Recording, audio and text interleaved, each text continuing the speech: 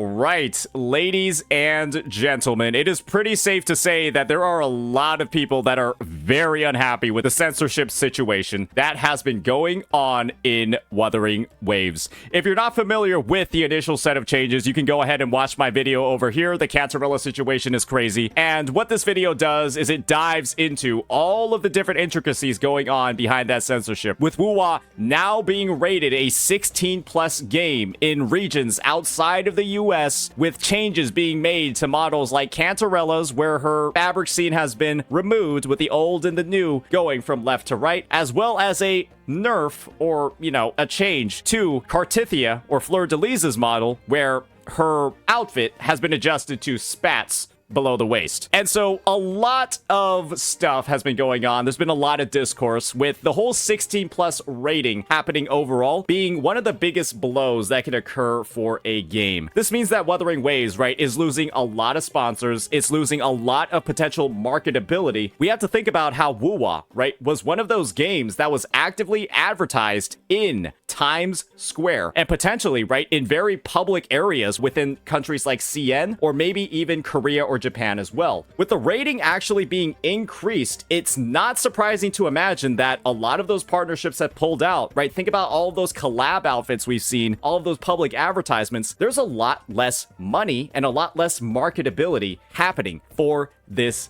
game. And it turns out that all the censorship, the new stuff that's going on to get it fixed, to get that rating down to 12, is happening. Maybe not because of how spicy it is in game, but because of the massive amount of brigading that Wuthering Waves has undergone in the past couple of days, or really the past couple of weeks since 2.2 was launched. And boy, oh boy, there's been a lot of posts about it. There's been a lot of glue and a lot of investigación by members of the CN community. We've got a post by Ofa here on Twitter talking about how some say the likes of PGR, Punishing Grey Raven, and Snowbreak are too small. They're not really big enough of games to get censored. And in a sense, that's right. But it's not really because of that. That's not really the reason why this censorship or these mass reports are happening. But it's because, it's because nobody reports them. And the CCP itself, right, the governing body of China, doesn't really care until there's a lot of public reports for something. And according to what we're seeing over here, many reported the game as early as the 2.2 launch. And so here's a translation of a post that we've been seeing over here. The game Ming Chao, or really Wuthering Waves, contains a lot of obscene and pornographic female images with extremely revealing and vulgar clothing, and the game PV repeatedly contains extremely explicit pornographic innuendos, especially the latest demo, which is Cantarella's, and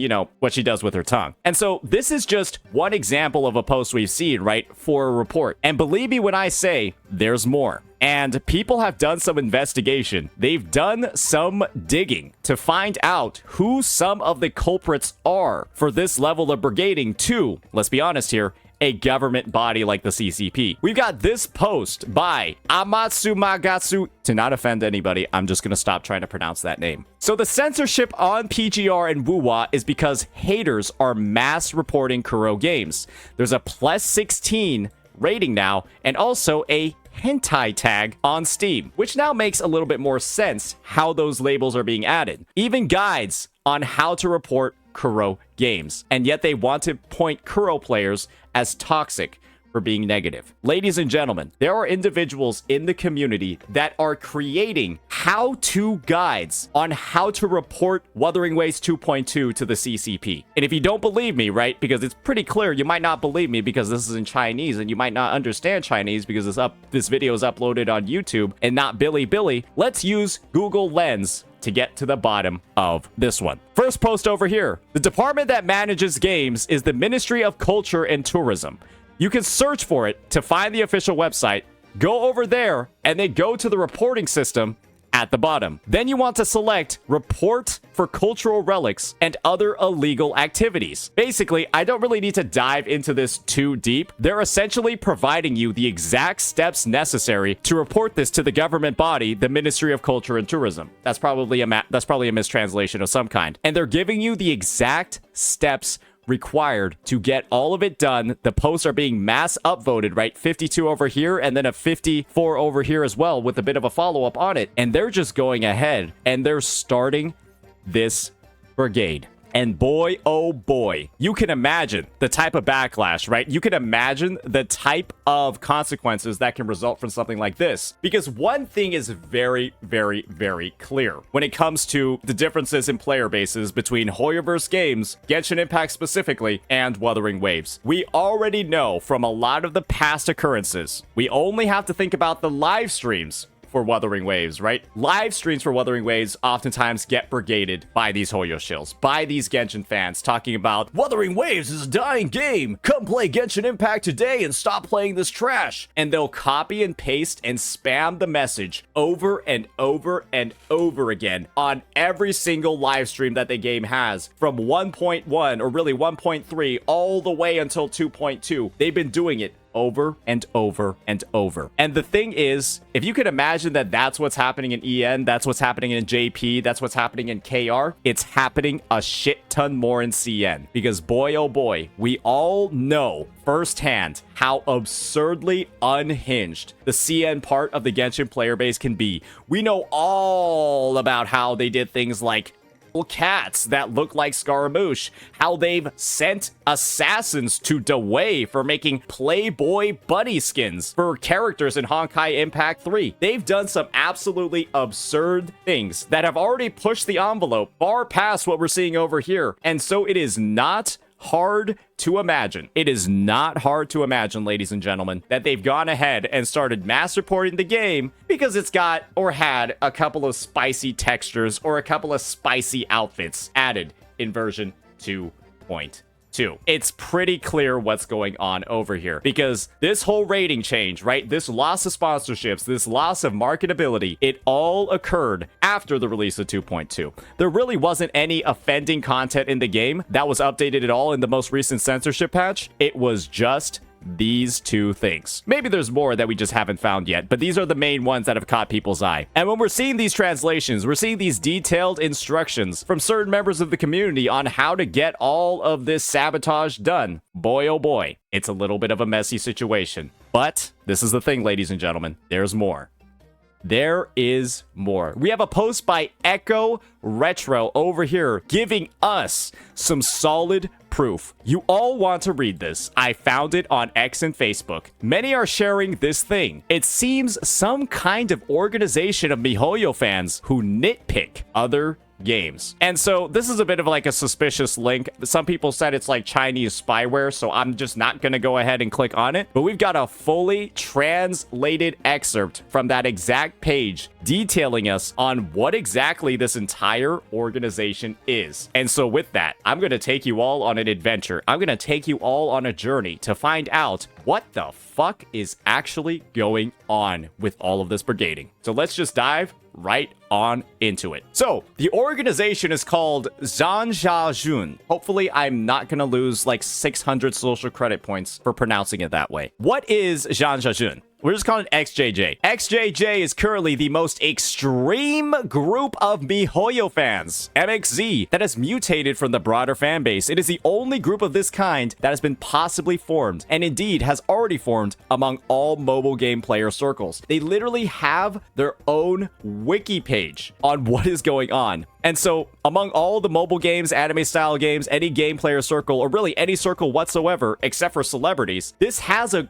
group count of maybe 20k people or more that are dedicated to just astroturfing games, mass reporting them, trying to cause strife, trying to cause conflict, and basically lower the reputation of anything that isn't a MiHoYo title. 20k people is a lot. I'm gonna be real here, ladies and gentlemen. You can do a lot of damage with just 20k people in a concentrated effort, right? Imagine a Reddit post immediately going up to like 20k upvotes and then dominating the front page of something, right? And then immediately becoming the first thing that millions of people see. A 20k immediately like post on like Twitter or like Zhao Hongzhu, right? Or any of the other social media sites that they have. They have a huge platform of just a bunch of complete freaks who are dedicated to something that nobody should have this much vigor for. So what's the composition of XJJ? It consists of entirely pure MiHoYo fans. They either exclusively play MiHoYo games, or if they play multiple, they constantly nitpick other games while finding ways to prove that MiHoYo is superior. And one way that they can prove MiHoYo is superior is by labeling Wuthering Waves, right, as a 16+ game. Oh,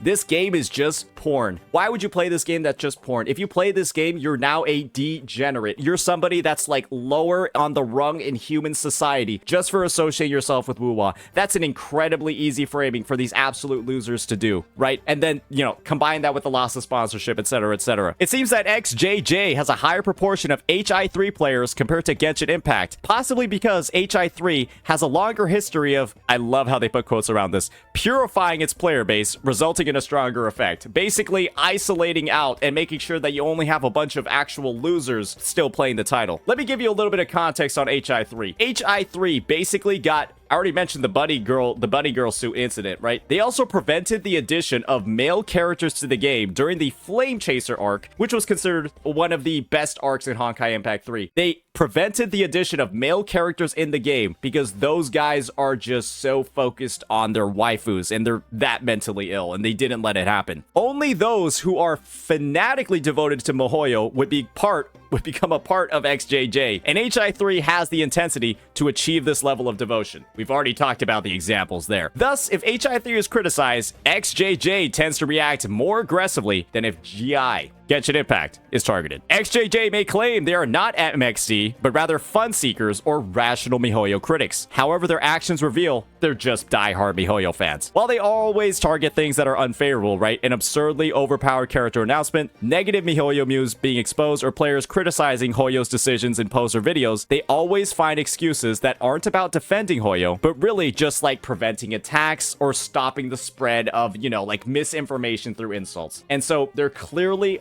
really heavily playing for one side and trying to either downplay any critiques or just attack other games. That is really what's going on over here. And they've built up a reputation. They have their own goddamn wiki page about them. You could say it's an online terrorist group at this point, but maybe that's going a little bit too far. But maybe that's a label we should think about. XJJ also likes to pose. AstroTurf. They like to pose as players of other games like Arknights, TOF, or WuWa, since they constantly portray these games as rivals. And what's one thing you can't have when it comes to a MiHoYo game? Competition, because God forbid Hoyo games get better because of competition, right? And they believe that by pretending to be a part of these communities, they can't clear MiHoYo's name being a part of those communities, but they can at least drag those other communities down with them. Yep. So moving on to the next part of this sequence. This is a 1 of 4. Do keep that in mind. XJJ also... Oh, yeah. So we already talked about that one over there. It's just a continuation, just letting you know where we left off. Roughly speaking, XJJ can be divided into two types. The Esu faction and the non-Esu faction. With the Esu faction being literally, these are individuals who frequently engage in doxing. So yeah, we're starting off real strong with this one. We're starting off real strong to this one. Referred to as opening gift boxes. I'm not gonna lie, sometimes like the Chinese language can be so beautiful, and just the way that they're able to like word certain phrases, like the fact that they've managed to take something as bad as doxing and turn it into like as flowery as opening gift boxes is absolutely fucking insane on public platforms like Bilibili, Tieba, and MiHoYo's overall community, right? They either actively post others' users' private information, they create mocking content like singing videos with the victims' faces, or enthusiastically share, amplify, like, and comment in support of such content. Yeah, so basically embarrassing other people, dragging down their reputation, doing a lot of stinky shit to anybody, right, who stands in their way. Believe me when I say, if let's just say you're a Wuthering Waves content creator in CN who maybe like shows their face, who's very active, right? I would imagine that this Esu faction that's showing up over here would likely make you a target. And that's when the doxing and then the gift boxes will appear for you. There are an estimated 500 plus accounts involved. Since XJJ members often operate on multiple alt accounts, this isn't a head count. But yeah, 500 plus accounts purely dedicated to doxing and essentially ruining the lives of people over a video game is pretty crazy. Then you got the non-Esu faction, which is led by prominent figures. XX Fang, Pioneer Paimon's BBQ Shop. I don't really know any of these, but they're being referred to as like MiHoYo's kernels. And this faction represents the public face of XJJ, right? These are sort of like the insurgents. The SU faction is like the insurgents behind the scene, trying to like ruin people's lives, while the non-SU one is like the righteous, so we're the do-gooders of the community, right? And they're like the outward face that allows this this group in subterfuge, right, to operate in private. So this is their public face. They portray the group as innocent, righteous, and self-sacrificing within the MiHoYo player community. Ordinary MiHoYo players who believe XJJ's propaganda and newly joined the group also fall into the category, right? Because these guys are going ahead and they're framing themselves as, you know, genuinely like good people who just like love the game, and people who end up absorbing the kind of bullshit that they're saying will end up falling into this group. But that doesn't mean everybody in this group is necessarily a bad person. They could also, let's just be real here, they could also just be stupid, and stupidity isn't a crime. However, this doesn't mean the non-SU faction opposes SU activities. They either don't know that XJJ engages in reckless doxing against the critics, or they quietly support it behind the scenes. The leaders of this faction avoid directly sharing or amplifying this sort of content. And so, like I said, right, this all could just be some strongly worded fan fiction, right? But when we've seen all of the stuff that happens, all of the public witch hunts that occur in CN, all of the terrible news that CN is always involved in when it comes to like astroturfing and then like ruined careers, all of that, there's so much of it. And so it makes sense that the leaders of like the righteous side don't directly engage with the people that are doxing and, you know, ruining people's careers, but they're intrinsically linked, or at least thus so claimed on that wiki page. Let's move on to part 3. So when it comes to their behavior, XJJ used to have tags like, I'm not going to try to pronounce that, and with the blaze on Bilibili to coordinate and share the latest locations for group activities, functioning similarly to a Weibo fan plaza. Now, Tanhua has established an XJJ QQ channel, which, according to their own data, has over 30,000 members. I'm assuming QQ is... okay, it already tells us. QQ is similar to Discord, with multiple sections for like chats, forum-style boards, so on and so forth, with some of those boards solely dedicated to doxing people, others for sharing propaganda, and others for sharing scripts or coordinated attacks. And if XJJ urgently needs to target somebody, a specific individual, or a specific game, they can create a temporary section and just ping everybody, instantly notifying all of these jobless freaks to join the attack. Think about the power of 30,000 unemployed individuals who have literally nothing better to do with their lives than just hate on games. Think about how much damage 30,000 unemployed individuals can do who have nothing better to do than just jerk off to HI3 characters or Genshin Impact characters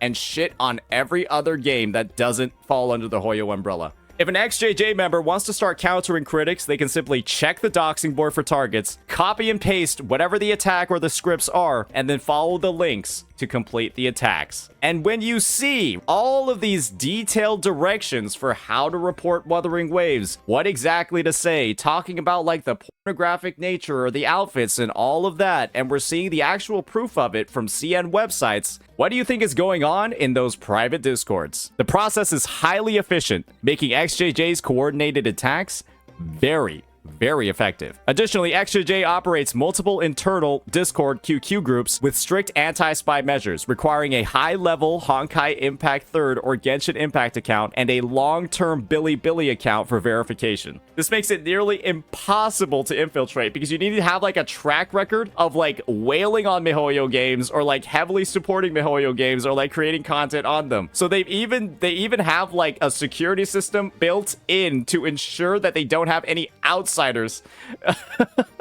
barging into their community, because people who hate MiHoYo games, right, or want Genshin Impact or HI3 to get better and have quit, they're not going to be able to actually join it in the first place, and they closely follow those kernels that we listed out before in that non-SU faction. Yeah, this is getting a little bit crazy, guys. And so when it comes to those group attacks and scripts, they seem to have nothing to do in real life. XJJ seems to have nothing to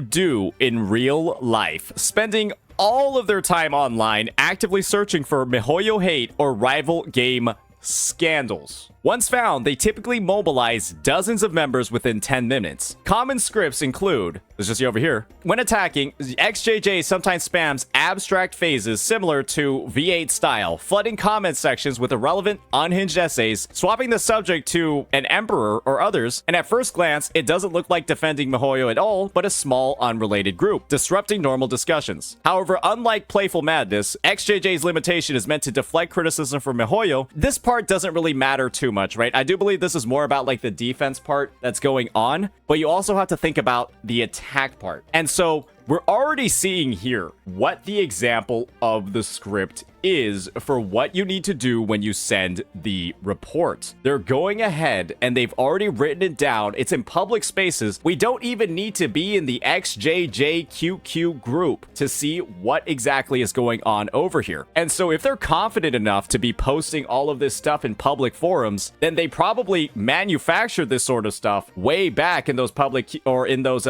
private, very high verification, very high security QQ groups. And so that's where all of this stuff is going, ladies and gentlemen. And I do believe, considering that CN is typically the one responsible for these age ratings going up, the CCP is the one responsible for these age ratings going up, and we know that this organization is based in China, well, it's becoming more and more clear, assuming that we can take what's in this wiki page as, you know, more of a fact rather than a theory or just a guess, well, it appears we might have found the individuals responsible, ladies and gentlemen. We might have found the individuals responsible for this sort of stuff happening. And so that's why a lot of people are saying, well, it seems like XJJ are the ones involved. They're the individuals that are going ahead and essentially sabotaging Wuthering Waves. And so hopefully, right, this has provided more context, more of a rundown into the brigades, into the mass reports, into all of the controversy, right, surrounding the removal of our fabric seams and surrounding the removal of our, you know, of our swimsuits and the replacement of that into spats. I know at the end of the day, this doesn't necessarily solve the problem for a lot of people. I see people in my chat, I see people online talking about how, oh, this is like unacceptable that Kuro is going ahead and they're making updates to the game after I've already pulled the character. I can hear you. I can understand where you're coming from with those concerns. But believe me when I say, if the CCP is involved, if the CCP is, in a sense, responsible for the updates that are occurring, believe me when I say, if you don't listen to the CCP, you're going to be in some pretty